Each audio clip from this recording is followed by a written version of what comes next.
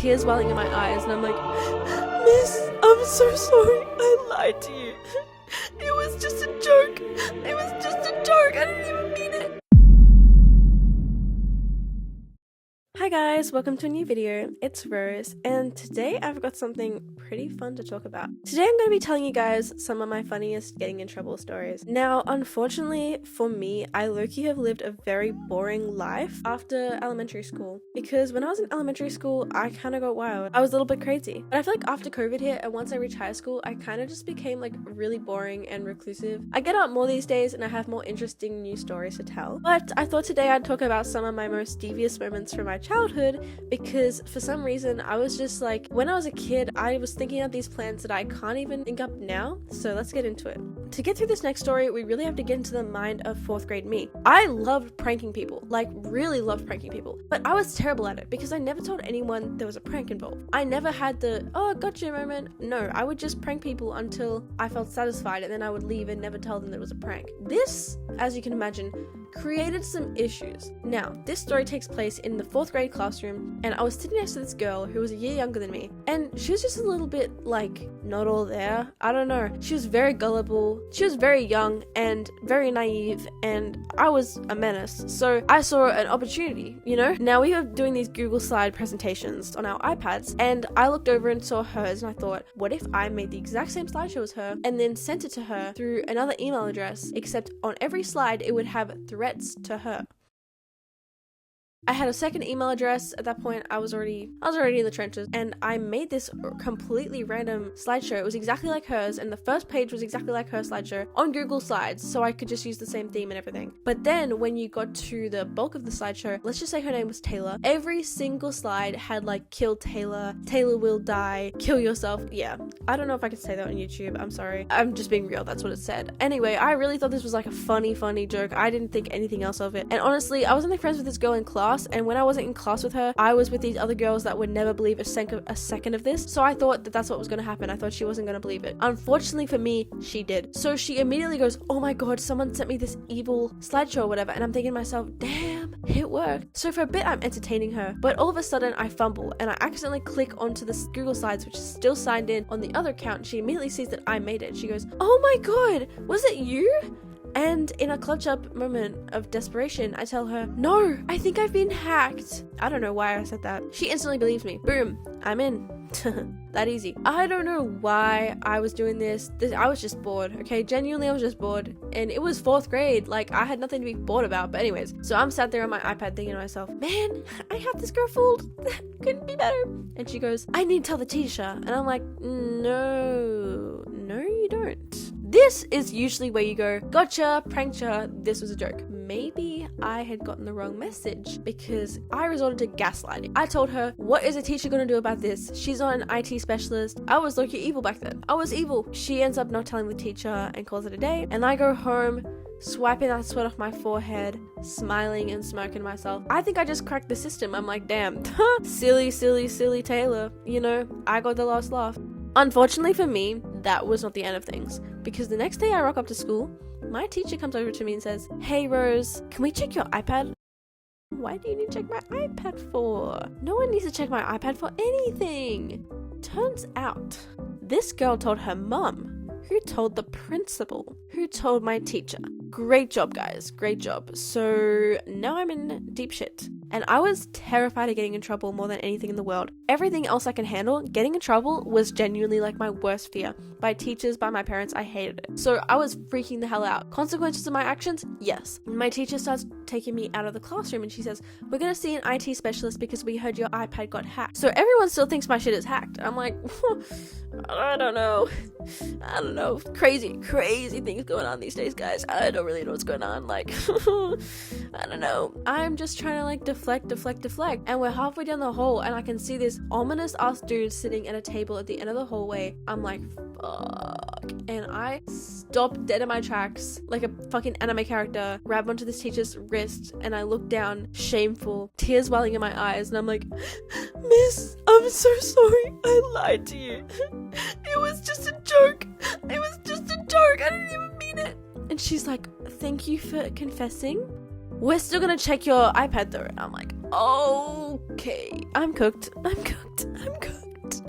I'm cooked. They pull up with my iPad in hand and start looking through my shit, and the guy goes, yeah, she made it. I'm like, no shit, I just told you guys that. I just explained that, so we're kind of just repeating the same things here, aren't we? He's like, okay, so moving forward, we might take your iPad for the day so we can do some more tests.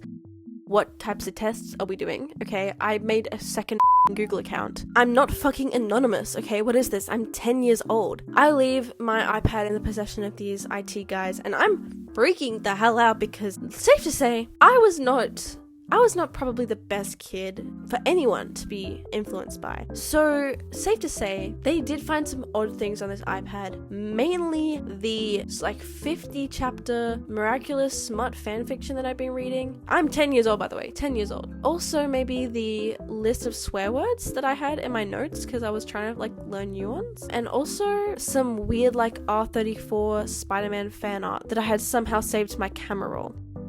Don't ask, okay? So they see that shit and they go, oh, we gotta wrap it up. We gotta wrap it up. They don't explain anything to my parents, by the way. They just send my parents a text message saying that my iPad got taken for inappropriate usage, okay? I was sending death threats. I was not looking at Pornhub. I don't know what's going on here. So I get home, my parents think that I've been getting freaky. Yes, I had R34. That is not the point, okay? I was not looking at PORN. So my parents are like, Rose, what have you done? And I'm like, oh, see, it's really not that serious, guys. I get my iPad back and my parents end up putting restrictions on it that I never get off, like screen time, safe searches, not being able to download apps without their permission, all that kind of stuff. And that does not go away until I turn 18, okay? Guys, just make sure you know what you're doing on your internet, because you could be a 10-year-old and end up with your shit fucked for the next 8 years of your life. Yay! This next story time is probably one of the most unhinged things I did when I was younger, and I to this day don't really know why I did it. I had no proper motive. When I was in 6th grade, I was sick one day and I didn't come to school, and on that day my friends drew a huge dick and balls in the basketball court and wrote my name underneath it, my full legal name. I was obviously a bit mad about that, and instead of just crashing out on the group chat, I thought to myself, I'm gonna make this everyone's problem. So that night I sit down with pieces of paper and I proceed to write 6 different notes in completely different handwriting, in completely different pen, to all my friends from anonymous people. There was really no thought behind this. I just thought this is funny. They were going to be love letters, and this was going to be confessions, so that all these girls could get a confession and have no way of knowing who they were from. And of course I wrote myself one because I was trying to be not suspicious. The next day, no one is noticing them. I put them all in people's lockers. All my friends basically had one. No one had even clocked them. So I pull mine out and I go, guys, what's this? This is weird. So I'm just like, oh, scratching my head. What do I do now? Plan's not working. So I show my friend another one and I go, hey, isn't this the one I got? And she goes, yeah, isn't that just the same one? I'm like, no, look at the handwriting. And then my friend goes, wait a second. Now, all my friends are checking their lockers.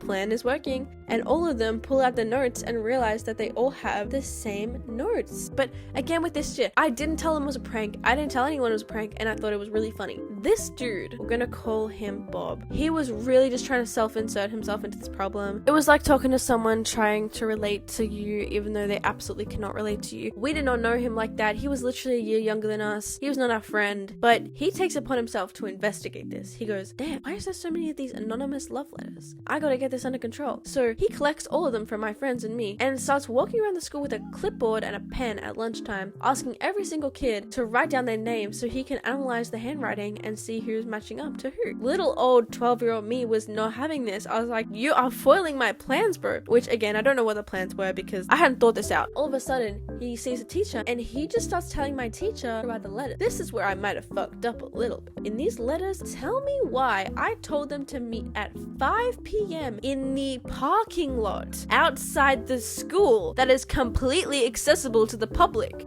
Who wrote these notes? Cause why are we trying to get little girls to link up in the parking lot at 5 p.m? Way past school hours. Rookie mistake, rookie error. So the teachers are all going off to do something about this. So I walk over to Ben and I tell him, this is actually a prank that I set up and you're ruining it. And instead of being like, oh haha, my bad, he goes, what?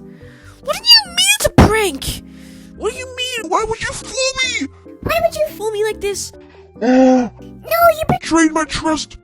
brother, it's not that deep and it was not for you. Why are you getting mad at me for something that was not my fault? You put yourself in this situation by self-inserting yourself into some girl's drama and making it all about yourself because you want to be some fucking detective. That was one of those moments that I was shaking in my boots, trembling, thinking, damn, I'm about to get in trouble again for some shit like this. And I guess it was probably when I started to realize I needed to take my actions more seriously. I would just really do stuff and then realize the consequences of it significantly after. That is my last story for today. I really hope you guys enjoyed that one. Obviously, you guys might know that I don't post very often because I have a tight schedule balancing studying and making these YouTube videos, but I really enjoy them and I'm really grateful for all of the new subscribers I've been getting recently. So thank you guys so much for the support and I'll see you in the next one.